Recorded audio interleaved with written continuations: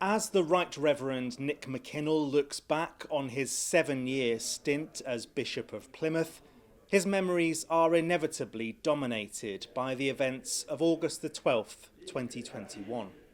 I still feel the shock that there was, and then seeing people rally round and support those who were victims, and the many people, including a lot of children, who saw terrible things that evening. It has been obviously life-changing for a number of people, and the city is quite right to want to remember those events and to remember the heroism, really, of many of the people who responded.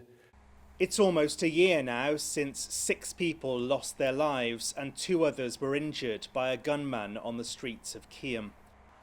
Many questions about what happened that night and why are still unanswered.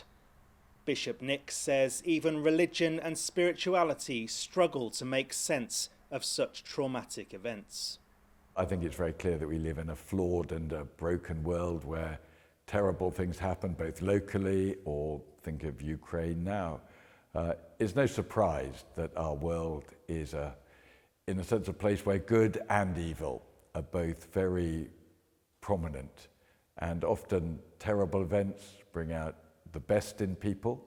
I think the city really rallied together, and I think it showed the city at its very best. People concerned, caring, shocked, wanting to respond, wanting to express sympathy for the victims and outrage. It was a terrible event.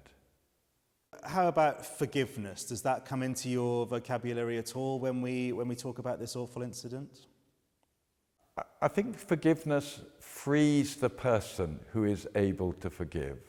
So I think if you live with resentments and hurts all of your life, it's that person who's most bound until we find the ability to forgive.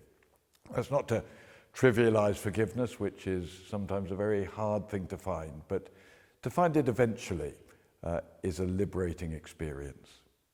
Bishop Nick is preparing to retire from the role he's held since 2015. And despite the tragedy and trauma the city has been through over the past 12 months, he leaves with a great deal of hope for the future.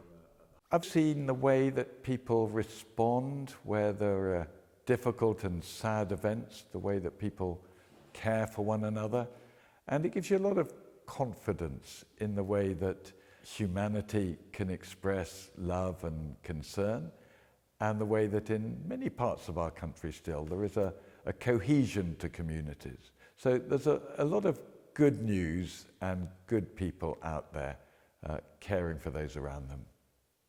As Friday's anniversary approaches, the victims and their families will need all of that care and support which the city has given to them so far.